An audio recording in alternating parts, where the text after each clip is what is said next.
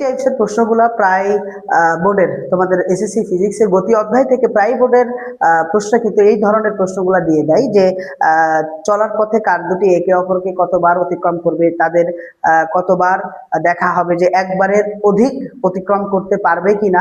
এই টাইপসের প্রশ্নগুলো কিন্তু প্রায় বোর্ডের প্রশ্নগুলোতে দিয়ে দেয়। তো আসো আমরা খুব সহজে বেসিক থেকে এই ধরনের প্রশ্নগুলো কিভাবে সলভ করতে পারি সেটা তোমাদেরকে আজকে দেখাবো। তো তারই ধারাবাহিকতায় ঢাকা বোর্ড 2025-এ আসা একটি প্রশ্ন, যেখানে বলছে যে একটি কার 2.5 মিটার ms ইনভার্স 2 সমতরণে স্থির অবস্থা হতে যাত্রা শুরু করলো এবং একই সময়ে অপর আরেকটা কার প্রথম কারের ঠিক 50 মিটার পেছন হতে 63 কিলোমিটার পার আওয়ার সমবেগে যাত্রা শুরু করলো। এখন তোমার কাছে জানতে চাইছে চলার পথে কার দুটি, এই কার দুইটি চলার পথে একবারের অধিক একে অপরকে অতিক্রম করবে কিনা।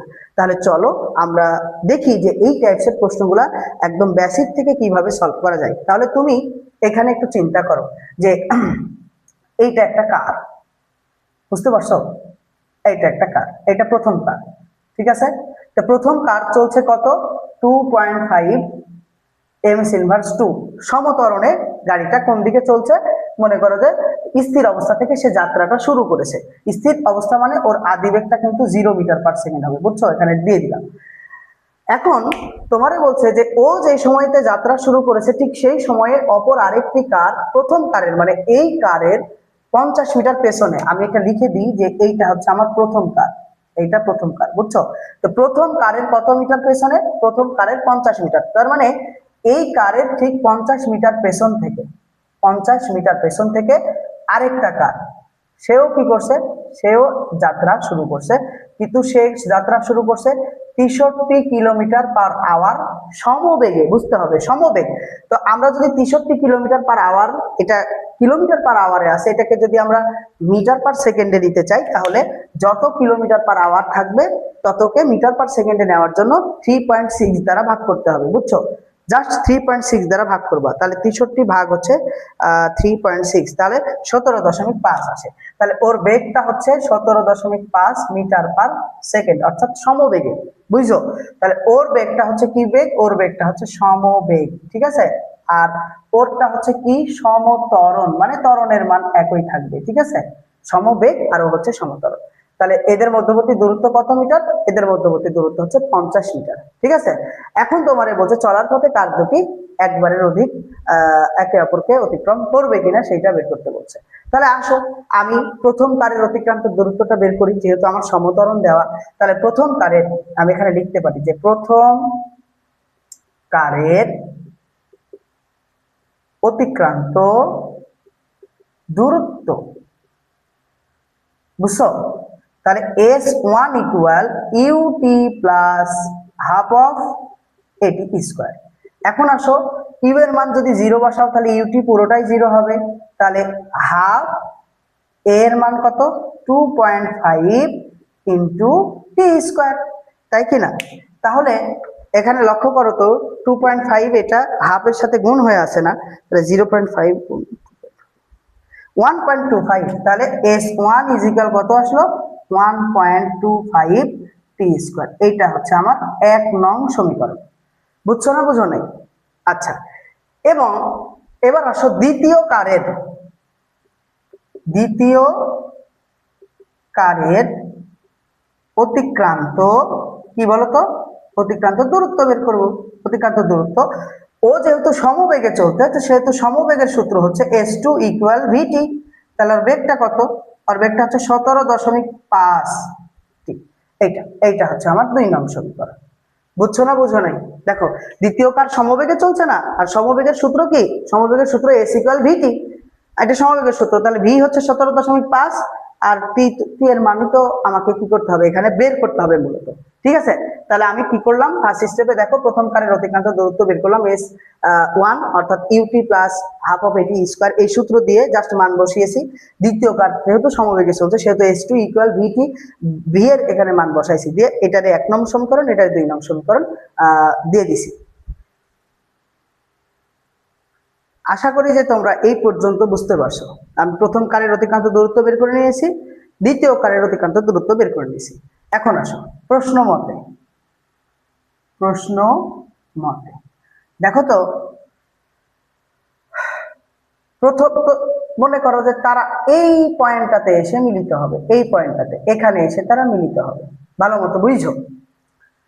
তাহলে এই প্রথম কার কতটুকু দূরত্ব যাবে? এই যে এতটুকু দূরত্ব আসবে প্রথম কার, এটা প্রথম কারের অতিক্রান্ত দূরত্ব, যেটা আমি বের করছি কিনা S1, বুঝছো?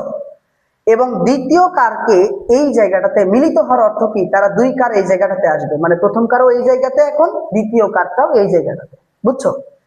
তাহলে প্রথম কার কতটুকু আসবে? S1 দূরত্ব আসবে। তাহলে দ্বিতীয় কারকে এই জায়গাতে আসতে হলে S1 আসতে তো হবেই, তার সাথে 50 কি যোগ হয়ে যাবে না? তাহলে দেখো, তাহলে আমরা লিখতে পারি যে S2 is equal S1 plus হচ্ছে 50, এটাই প্রশ্ন মতে।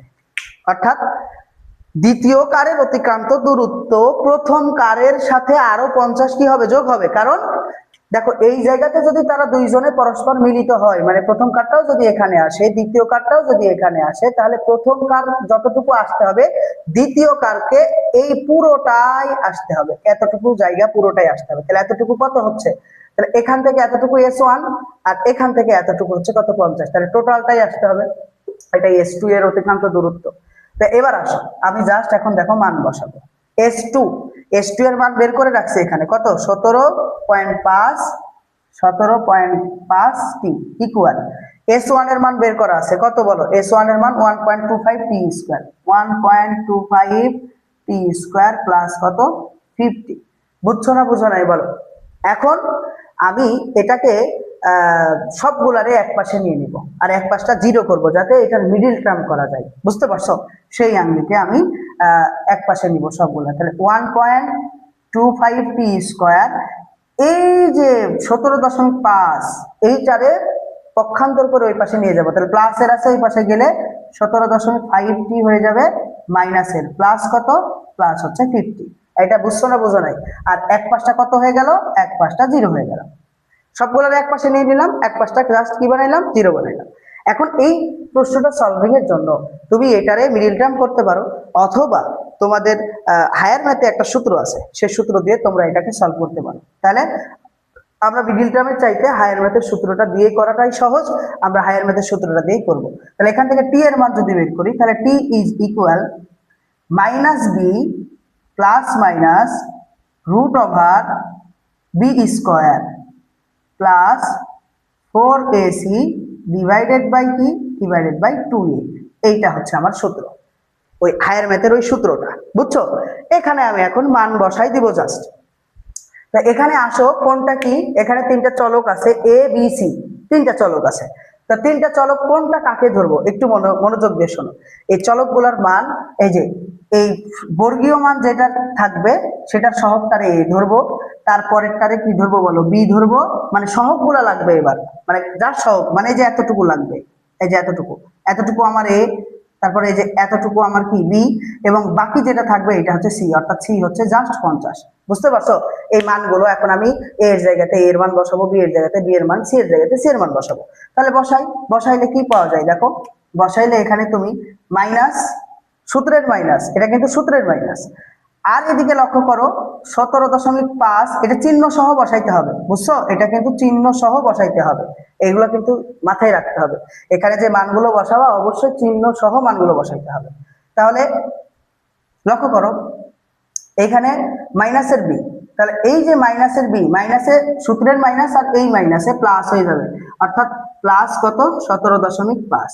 বুঝলা? প্লাস 17.5 কিভাবে হইলো, সূত্রের এই মাইনাস আর এই যে বি এর মান বসাবো, এখন এই বি এর মান বসাবো, তো বি এর মান মাইনাস 17.5, তাহলে এই মাইনাস আর এই মাইনাসে প্লাস হবে, প্লাস সূত্রের কি, সূত্রের প্লাস মাইনাস, সূত্রের প্লাস মাইনাস, সূত্রের প্লাস মাইনাস রুট ওভার, দেখো বি স্কোয়ার, তো বি কত, মাইনাস 17.5 না, মাইনাস 17.5, এটার উপর স্কোয়ার, তারপরে প্লাস 4 ইন্টু এ, কত এ বলো তো, 1.25 না, 1.25 ইন্টু কত, সি, সি কত, সি হচ্ছে 50। ঠিক আছে? এটা পুরো টোটালটার উপরে রুট, নিচে হচ্ছে 2 ইন্টু 1.25, 2 এর মান 1.25, এই যে বসাইলাম। এটা কে কে বুঝো নাই বলো? বুঝছো? জাস্ট মান বসাইছি। এখন এটারে তুমি যদি ক্যালকুলেট করতে যাও তাহলে এইরকম পাবা যে 17.5 প্লাস মাইনাস, তুমি এই যে এতটুকু রুট ওভার যতটুকুর উপরে আছে ততটুকুর উপরে তুমি যদি ক্যালকুলেট করো তাহলে তুমি এখানে 7.5 আসবে। এটা 7.5 বুঝছো, ডিভাইডেড বাই 2.5, এই যে 2 ইন্টু 1.25 করে দেখো 2.5 আসবে, বুঝছো? আচ্ছা, এখন দেখো, এখন এই জিনিসটাকে একবার আমরা প্লাসের জন্য লিখবো, যেহেতু জায়গার স্বল্পতা আমি এখানে দেখাচ্ছি ছোট্ট করে। দেখো এই জিনিসটাকে দেখো প্লাস মাইনাসে আছে না, একবার প্লাসের জন্য একবার মাইনাসের জন্য লিখবো। তাহলে টি প্রথমে প্লাসের জন্য লিখি 17.5 প্লাস 7.5 ডিভাইডেড বাই 2.5। এটা ক্যালকুলেশন করলে কত আসে? 17.5 প্লাস 7.5 যা আসবে এটারে ভাগ দিবা 2 দ্বারা, তাহলে 12.5 আসে। প্রথমটা কত আসলো? 12.5 সেকেন্ড একটা। এবং এই জিনিসটাই জাস্ট এখন মাইনাসের জন্য লিখো, তোমরা পারবা না? আচ্ছা, এই ক্যালকুলেশনটা মনে হয় ভুল হয়েছে আমাদের, আরেকবার আমরা একটু করে দেখি। 7.5 তো না, আচ্ছা 17.5 যোগ 7.5, তাহলে 25 ভাগ 2.5, 2 দিয়ে, আচ্ছা 10 আসবে, সরি 12 না, এটা 10 আসবে, এটা 10 সেকেন্ড। এবার এইটাকে মাইনাসের জন্য যদি লিখি, T equal 17.5 minus 7.5 divided by 2.5। তাহলে বলো 17.5 মধ্যে 7.5 বাদ দিয়ে তাহলে 2 দ্বারা ভাগ করলে এখানে 4 সেকেন্ড আসবে। তাহলে দেখো, দেখা একে অপরকে 2 বার তারা দেখা করবে, মানে তাদের একে অপরকে অতিক্রম করবে 2 বার।